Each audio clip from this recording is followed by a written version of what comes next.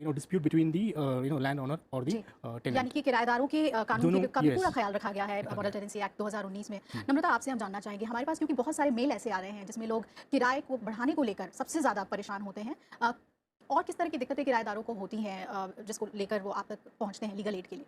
देखिए, सबसे पहले हमें ये समझना पड़ेगा कि ये एक्ट बना ही क्यों था, ये लॉ बना ही क्यों था। जी। अब दिल्ली एक मेट्रोपॉलिटन सिटी है, यहाँ से देश भर से लोग आते हैं काम की तलाश में, घर की तलाश में। सबके पास अपना घर नहीं है, सबके पास अपनी दुकान नहीं है काम करने के लिए। बिल्कुल। तो जब वो लोग आते हैं, उनको घर मिले, उनको दुकान मिले जहाँ से वो अपना व्यवसाय चला पाएँ, उसके लिए उनको प्रोटेक्ट करने के लिए कि उनको, जैसे बताया गया पहले भी, कि उनको बिना ज़ोर ज़बरदस्ती के बिना नहीं निकाला जा सकता, उनको लीगली ही निकाला जा सकता है, लीगल प्रोसीजर फॉलो करके ही निकाला जा सकता है। तो इसीलिए ये लॉ बनाया गया ताकि लोग जो दिल्ली शहर में आते हैं व्यवसाय ढूंढने के लिए, रहने के लिए, उनको ज़बरदस्ती अपने घरों से ना निकाला जा सके और वो यहाँ पे रह सकें अपने परिवार के साथ। तो अब जहाँ पे रेंट 3,500 से कम होता है जिन प्रॉपर्टीज का या जिन कमर्शियल प्रॉपर्टीज का, शॉप्स का, रेजिडेंसेस का, वहाँ पे तो दिल्ली रेंट कंट्रोल एक्ट ही अप्लाई होता है, और जहाँ पे रेंट 3,500 से ज़्यादा होता है वहाँ पे transfer of property act apply होता है। तो बेसिकली इन दोनों एक्ट्स में जो प्रोटेक्शन दी गई है टेनेंट्स को, वो यही दी गई है कि जैसे उनकी एसेंशियल सप्लाईज नहीं काटी जा सकती, उनको इलेक्ट्रिसिटी डिस्कनेक्ट नहीं करी जा सकती, उनके वाटर कनेक्शंस डिस्कनेक्ट नहीं करे जा सकते, उनको जोर ज़बरदस्ती से निकाला नहीं जा सकता, उनको एक हैबिटेबल हाउस दिया जाता है या हैबिटेबल शॉप दी जाती है जहाँ से वो काम करें या जहाँ वो रह सके। ऐसा नहीं होना चाहिए कि दुकान की प्लास्टर गिर रहा है, घर का प्लास्टर गिर रहा है, छेद है दीवारों में और फिर भी उनको वहाँ रहना पड़ रहा है। ये लैंडलॉर्ड की ड्यूटी होती है कि जो भी जगह टेनेंट को दी गई है वो रहने लायक हो, ऐसा नहीं हो कि उसको इनह्यूमन कंडीशंस में रहना पड़ रहा है। अगर प्रॉपर्टी में किसी रिपेयर की ज़रूरत है, किसी काम की ज़रूरत है, तो वो लैंडलॉर्ड करा के देगा, और अगर टेनेंट की रिक्वेस्ट पे भी लैंडलॉर्ड नहीं करा के देता तो टेनेंट का ये हक होता है कि वो अपने एक्सपेंस पे ये करा ले और उसके बाद अपने रेंट में से वो अमाउंट डिडक्ट कर ले जो उसका खर्चा हुआ ये काम कराने के लिए। ऐसा नहीं होना चाहिए कि दुकान की प्लास्टर गिर रहा है, घर का प्लास्टर गिर रहा है, छेद है दीवारों में और फिर भी उनको वहाँ रहना पड़ रहा है। ये लैंडलॉर्ड की ड्यूटी होती है कि जो भी जगह टेनेंट को दी गई है वो रहने लायक हो, ऐसा नहीं हो कि उसको इनह्यूमन कंडीशंस में रहना पड़ रहा है। अगर प्रॉपर्टी में किसी रिपेयर की ज़रूरत है, किसी काम की ज़रूरत है, तो वो लैंडलॉर्ड करा के देगा, और अगर टेनेंट की रिक्वेस्ट पे भी लैंडलॉर्ड नहीं करा के देता तो टेनेंट का ये हक होता है कि वो अपने एक्सपेंस पे ये करा ले और उसके बाद अपने रेंट में से वो अमाउंट डिडक्ट कर ले जो उसका खर्चा हुआ ये काम कराने के लिए। अहम बातें आपने बताई हैं, यानी कि मौजूदा वक्त में जो किराएदारों के हक में जो कानून है, आइए उसे हम कुछ पॉइंट्स के जरिए अगर समझें तो मकान मालिक रेंट एग्रीमेंट के बीच किराया नहीं बढ़ा सकते, ये आपको समझने की ज़रूरत है। साथ ही अगर मकान मालिक किराया बढ़ाना चाहता है तो 3 महीने पहले किराएदार को नोटिस देकर उन्हें बताना होगा, सूचित करना होगा। इसके अलावा किराए के जो प्रत्येक भुगतान है उसका रसीद पाने का भी किराएदार हकदार है। अगर आप कैश में पे करते हैं या कैसे भी पे करते हैं तो आपके पास भी उसकी पावती होनी चाहिए। मकान मालिक किराए पर मकान देते समय जो बॉन्ड होता है, सुरक्षा राशि होती है, वो 2 महीने के किराए से ज़्यादा नहीं मांग सकता।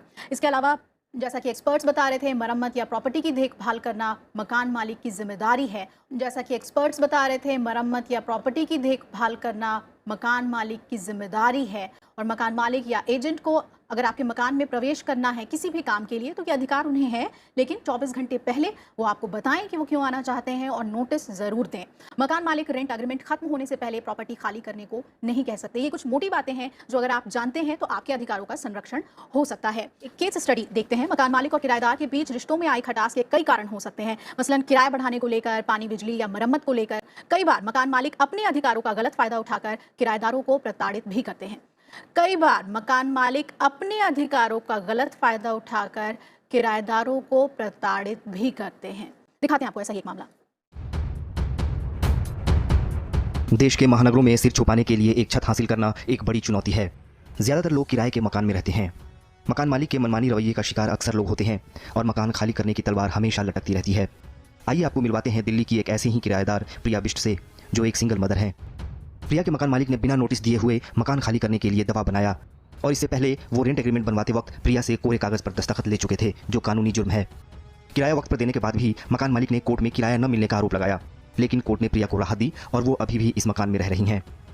रेंट एग्रीमेंट बहुत पहले हुआ था, 3 साल पहले। तो इन्होंने, जब मैं बीमार थी उस दिनों, तो इन्होंने ब्लैंक पे साइन करवाए थे मेरे से कि मैंने कहा भैया मैं जा नहीं पाऊंगी, कोई बात नहीं आप बहन जी साइन कर दो, मैं अपना करवा लूँगा। तो मैंने कहा ठीक है। अब इन्होंने किराया उस पर लिखवाया 3000। अब मुझे तो पता नहीं, साइन तो पहले हो चुके हैं। इन्होंने किराया कहा था 1000 ले लो, आप कर दो, तो फिर मैं आपसे बाद में लूँगा किराया, कोई बात नहीं आप बीमार। वैसे मैं आई थी जब बीमार भी थी मैं यहाँ पर काफ़ी, बस ये बात हुई थी। 30 तारीख कोर्ट में, वहाँ पहले सबमिट कराती हूँ फाइल वगैरह, फिर कोर्ट में जिस भी कोर्ट में जाती है रूम में, फिर वहाँ से ऑर्डर पास होते हैं, फिर वो मैं किराया जमा कराती हूँ नीचे। मकान खाली कराने के लिए किसी भी किराएदार को मोहलत मिलना उसका कानूनी अधिकार है, इसलिए प्रिया के मामले में नोटिस न देना और फर्जी दस्तावेज का सहारा लेना मकान मालिक के खिलाफ गया। मकान खाली कराने के लिए किसी भी किराएदार को मोहलत मिलना उसका कानूनी अधिकार है। इसलिए प्रिया के मामले में नोटिस न देना और फर्जी दस्तावेज का सहारा लेना मकान मालिक के खिलाफ गया। प्रिया को मकान में रहने देने का आदेश देते हुए कोर्ट ने मकान मालिक पर 5,000 का जुर्माना भी लगा दिया। मकान मालिक ने बोला कि आप मकान पैसे नहीं दे रहे हैं इसलिए कि खाली कर दीजिए। फिर कोर्ट में इनका मैटर जो गया था तो उसमें उन्होंने विदाउट नोटिस खाली करने के लिए ये बात हुई थी। फिर कोर्ट में जब इनका जजमेंट आया तो ये हमें पता चला कि इन्होंने नोटिस नहीं डाला था और नोटिस को प्रूफ करने के लिए जो भी मोड हैं वो प्रूफ नहीं कर पाए कि हमने नोटिस दिया है, क्योंकि खाली कराने के लिए जो भी रिक्वायरमेंट्स हैं इंटीमेशन, रेंटर को इंटीमेशन देना ज़रूरी है, वो इन्होंने नहीं दिया था। केस इनके फेवर में गया है कि विदाउट इंटीमेशन आप खाली नहीं करा सकते हैं रेंटर से। पहले आपको 30 डेज़ का टाइम लिमिटेशन होता है, उसको पहले नोटिस देना होगा, उसके बाद ही आप खाली करा पाएंगे। खाली कराने के लिए जो भी रिक्वायरमेंट्स हैं इंटीमेशन, रेंटर को इंटीमेशन देना ज़रूरी है, वो इन्होंने नहीं दिया था। विदाउट इंटीमेशन आप खाली नहीं करा सकते हैं रेंटर से। पहले आपको 30 डेज़ का टाइम लिमिटेशन होता है, उस पहले नोटिस देना होगा, उसके बाद ही आप खाली करा पाएंगे। फिर ये अपील में गए थे मकान मालिक और वहाँ पे डिस्ट्रिक्ट जज साहब ने इनके ऊपर फिर 5,000 का कॉस्ट लगाकर और अपील डिसमिस की थी इनकी। मकान पर कानूनी अधिकार उसके मालिक का ही होता है, लेकिन इसका हरगिज़ ये मतलब नहीं कि वो किराएदार को प्रताड़ित करे। कानूनी अधिकार दोनों के हैं। जुड़ने लगे हैं आशीष हमारे साथ। आशीष जी पूछिए, क्या जानना चाहते हैं आप? नमस्कार मैडम जी। जी पूछिए। मैडम ऐसा है, मेरे पास एक मकान है अम्बाला में, मैं ओरिजिनल अलॉटी हूँ और इसमें मैंने किराए पे दिया था 2003 में जी। लेकिन कोई करारनामा नहीं किया था हमने और ओरल ही चल रहा था। पानी जमा करा रहे हैं तो हमें रहने दिया, जबकि बिजली पानी का कनेक्शन मेरे नाम पे है, तो क्या मेरे को रिलीफ मिलेगा इसमें या मैं मकान मालिक होने के बावजूद भी इसे डिप्रेशन में रहूँगा? जी जी, पूरे केस के बारे में इन्होंने बताया है और आप लोगों ने पहले कहा था बिजली पानी जैसे मूलभूत सुविधाएं नहीं काट सकते। इनके केस में क्या सुझाव आप देना चाहेंगे? आशीष जी देखिए, आपका केस जो है ऐसा नहीं है कि किराएदारी नामा ना हो या अगर एक आपके पास रिटर्न एग्रीमेंट ना हो तो किराएदारी का कोई सबूत नहीं है। किराएदारी जो कानून कहता है वो सिर्फ एक कॉन्ट्रैक्ट की बात करता है और कॉन्ट्रैक्ट जो होता है दो लोगों में ज़बानी भी हो सकता है, ओरल भी हो सकता है। जो कानून कहता है वो सिर्फ एक कॉन्ट्रैक्ट की बात करता है और कॉन्ट्रैक्ट जो होता है दो लोगों में ज़बानी भी हो सकता है, ओरल भी हो सकता है। आपको जो कोर्ट में दिखाने की ज़रूरत है वो सिर्फ ये दिखाने की ज़रूरत है कि वो जो है अलॉटमेंट आपके नाम पे है। एक इंसान किसी भी प्रॉपर्टी में किसी भी जगह पर या तो वो जिस जगह का मालिक है उसकी परमिशन से रह सकता है या अनऑथराइज तरीके से रह सकता है। क्योंकि आपका केस इस कारण से डिसमिस हुआ है, कागज़ हमने नहीं देखे, मगर आपका केस डिसमिस आप जो बता रहे हैं वो इस कारण से हुआ कि किराएदारी नामा नहीं है। तो आपको अपने केस की एक बार स्टडी करनी चाहिए। मगर जहाँ तक ये बात रही कि आप उनका बिजली और पानी काट रहे सिर्फ ये सोच के कि आप वहाँ के मालिक हैं, तो ये काम आपका गैर कानूनी हो जाएगा। क्योंकि कोई भी इंसान किसी भी तरीके से बहुत टाइम से उस जगह पे रह रहा है। आपका खुद का ये मानना है कि आपने उन्हें किराए पे दी, तो अगर आपने किसी इंसान को किराए पे दी है, आप खुद मानते हैं, तो आप उस इंसान को वहाँ पे मूलभूत सुविधाएं जो बेसिक नेसेसिटीज़ ऑफ लाइफ हैं उससे आप डिप्राइव नहीं कर सकते। तो ये आपका गैर कानूनी हो जाएगा। कानून का जरिया लीजिए और थोड़ा ध्यान से लीजिए। इंसान को किराए पे दी है, आप खुद मानते हैं, तो आप उस इंसान को वहाँ पे मूलभूत सुविधाएं जो बेसिक नेसेसिटीज़ ऑफ लाइफ हैं उससे आप डिप्राइव नहीं कर सकते। तो ये आपका गैर कानूनी हो जाएगा। कानून का जरिया लीजिए और थोड़ा ध्यान से लीजिए। जी जी, नम्रता जी। हाँ जी, आपने जैसे कि पूछा कि किराएदार के क्या हक हैं। अगर किराएदार अपना किराया टाइम पे दे रहा है और प्रॉपर्टी को ठीक से मेंटेन कर रहा है तो किराएदार का ये हक है कि उसको ज़ोर ज़बरदस्ती से ना निकाला जा सके प्रॉपर्टी से। अगर किराएदार अपना किराया टाइम पे दे रहा है और प्रॉपर्टी को ठीक से मेंटेन कर रहा है तो किराएदार का ये हक है कि उसको ज़ोर ज़बरदस्ती से ना निकाला जा सके प्रॉपर्टी से। जैसे हमने पहले भी बताया कि अगर किराएदार को निकालना है तो उसके लिए नोटिस देना बहुत ज़रूरी है, चाहे वो आपके रेंट कंट्रोल एक्ट में फॉल करता हो और अगर 3500 से ज़्यादा का किराया है तो ट्रांसफ़र ऑफ प्रॉपर्टी एक्ट में फॉल करता हो। पर नोटिस देना किराएदार को घर खाली कराने से पहले बहुत ज़रूरी है। जैसे हमने पहले भी बताया कि अगर किराएदार को निकालना है तो उसके लिए नोटिस देना बहुत ज़रूरी है, चाहे वो आपके रेंट कंट्रोल एक्ट में फॉल करता हो और अगर 3500 से ज़्यादा का किराया है तो ट्रांसफ़र ऑफ प्रॉपर्टी एक्ट में फॉल करता हो। पर नोटिस देना किराएदार को घर खाली कराने से पहले बहुत ज़रूरी है। वैसे ही किराएदार का जो दूसरा हक है वो ये है कि उसको मूलभूत सेवाएं जो होती हैं, एसेंशियल नेसेसिटीज़, वाटर, इलेक्ट्रिसिटी, उनसे वंचित नहीं करा जा सकता।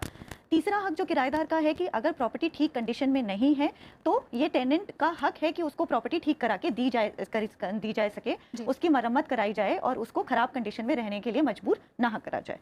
तीसरा हक जो किराएदार का है कि अगर प्रॉपर्टी ठीक कंडीशन में नहीं है तो ये टेनेंट का हक है कि उसको प्रॉपर्टी ठीक करा के दी जाए सके, जी उसकी मरम्मत कराई जाए और उसको खराब कंडीशन में रहने के लिए मजबूर ना हक करा जाए। तो ये सबसे बड़े हक हैं किराएदार के। अगर किराएदार अपना किराया टाइम पे दे रहा है और प्रॉपर्टी को ठीक से मेंटेन कर रहा है, उसको डिस्ट्रॉय नहीं कर रहा है। जी तो एक सुविधा आप बताना चाहेंगे टाइप ऑफ एग्रीमेंट को There लेके are two सवाल? types.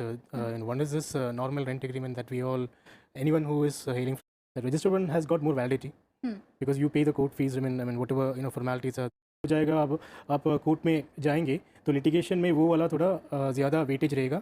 ये जी। जो रेंट एग्रीमेंट नॉर्मल जो है वो शायद बैंक या मतलब जो है ना छोटा मोटा चीज़ उसके लिए वो चलेगा, पर जी आगे जाके अगर डिस्प्यूट हो जाएगा तो रजिस्टर्ड वाला बेहतरीन होगा। यानी फर्क जो है वो 11 महीने और साल का Yes, फर्क है exactly. इसमें। जो रजिस्टर्ड है वो 11 महीने का नहीं होगा, जो अनरजिस्टर्ड है वो 11 महीने का होगा। अगर No, no, lease there is a 11 term- महीने तक की है तो रजिस्टर्ड नहीं होने की जरूरत, पर हाँ। अगर 1 साल की लीज है या उससे ज्यादा उससे की ज़्यादा है like तो lease। रजिस्टर होना हाँ। जरूरी जरूरी है। रूल्स होते हैं क्या, रेगुलेशंस होते हैं क्या? बिल्कुल। एग्जांपल एक ये है कि 8 बाई 10 के रूम के लिए 4,000 रुपए किराया दिया जाता जी। है। पार्टनरशिप में 2-2 हज़ार रुपए देके वहाँ रहते हैं स्टूडेंट। इसके बारे में कुछ राय है क्या? बिल्कुल श्रीधर, और अब मैं यहाँ पे जोड़ना चाहूँगी, बहुत मेल्स हैं हमारे पास, खासतौर पे जो स्टूडेंट्स हैं, जो सिंगल लोग हैं, वो कहते हैं कि बेतहाशा हमसे रेंट एग्रीमेंट लिया जाता है, बॉन्ड्स मांगे जाते हैं, तो क्या उसे लेकर कोई रेगुलेशन है? आप बताना चाहेंगे सुमेर इस पे? अभी तक इस होता क्या है कि ऐसे जो स्टूडेंट और कई लोग बाहर से आते हैं और जगह कम होने के कारण 2-3 लोगों को एक ही कमरा दे दिया जाता है और उन तीनों से अलग अलग भाड़ा लिया जाता है। अब इसके अंदर कानून में दो अलग अलग वो मान्यताएं हैं। जी। एक आता है कंसेप्ट हमारा जॉइंट टेनेंसी का और एक कंसेप्ट आता है हमारा को टेनेंसी जी। का।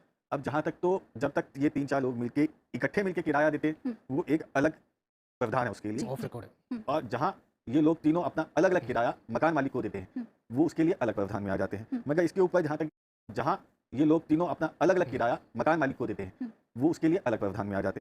अब जहाँ तक तो वो मान्यताएं हैं। जी। एक आता है कंसेप्ट हमारा जॉइंट टेनेंसी का और एक कंसेप्ट आता है हमारा को टेनेंसी का। जी।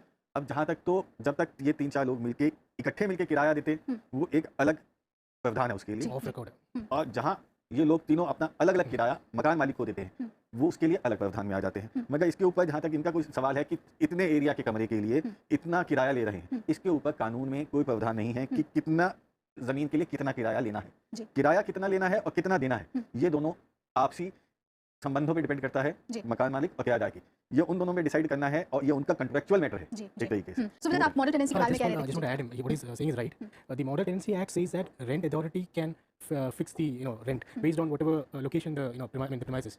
अगर आपकी प्रॉपर्टी ऐसी जगह पे है जिसका किराया 3,500 से कम है तो वहाँ पे 3 साल में 10% से ज्यादा किराया नहीं बढ़ाया जा सकता। नहीं बढ़ाया जा सकता। 3500 से नीचे जितनी भी प्रॉपर्टी हैं, जी। किराया है जितनी भी प्रॉपर्टीज का, उन सब में आप 3 साल से पहले 10% से ज्यादा किराया नहीं बढ़ा सकते। जी। I रेंट think एग्रीमेंट बनवाने के लिए किराएदार भी क्या दबाव बना सकते हैं? कई बार मकान मालिक नहीं बनाते कि कोई रेंट एग्रीमेंट ही नहीं है ताकि हम अपनी बात को मजबूती से रखें, क्या किराएदार भी कह सकते हैं कि रेंट एग्रीमेंट बनवाएं? बिल्कुल किराएदार कह सकता है कि हमें रेंट एग्रीमेंट बनवाना है, और ये मैं आज इस प्लेटफॉर्म से बताना चाहूंगी कि हमेशा रेंट एग्रीमेंट बनवाएं, क्योंकि जी। अगर हमारे पास एक कागजात होते हैं, एक रिटन एग्रीमेंट होता है, तो वो कोर्ट में ज्यादा अच्छी तरीके से एनफोर्सेबल होता है। और ये दोनों लैंडलॉर्ड के लिए भी और टेनेंट के लिए, दोनों के लिए फेवरेबल है कि अगर रेंट एग्रीमेंट होगा तो लैंडलॉर्ड को भी अपनी ओनरशिप प्रूव करने की जरूरत नहीं है। किराएदार कल को ये नहीं कह सकता कि मैं उस जगह का मालिक हूँ, किराएदार ये नहीं कह सकता कि मैं रेंट दे रहा था फिर भी मुझे जबरदस्ती निकाला जा रहा है। और उसी तरीके से अगर टेनेंट भी रेंट एग्रीमेंट बनवाता है तो उसके लिए अच्छा है जिसमें रेट ऑफ रेंट फिक्स हो जाएगा, कितने टाइम के लिए उसको टेनेंसी दी गई है ये भी फिक्स हो जाएगा। जी। और फिर अगर रेंट एग्रीमेंट है तो जब भी किराया दिया जाएगा तो किराएदार ये भी कहेगा कि मुझे रेंट रिसीट दी जाए। ये राइट्स हैं आपके, और अगर आप इन चीजों को फॉलो करेंगे, रेंट एग्रीमेंट बनाते हैं, हर बार रेंट रिसीट मांगते हैं, जब भी आप किराया देते हैं, तो आप अपने कोर्ट में अपने हकों को ज्यादा अच्छी तरीके से कोर्ट के सामने रख सकते हैं, उनको इन्फोर्स कर And see, सकते this हैं। Model Tenancy Act has made compulsory. कि आपको रेंट एग्रीमेंट बनवाना बनवाना ही है। पड़ेगा। जी। ये ऑरल स्टेटमेंट वगैरह वो पिछला जमाने का हो गया, अभी बिल्कुल।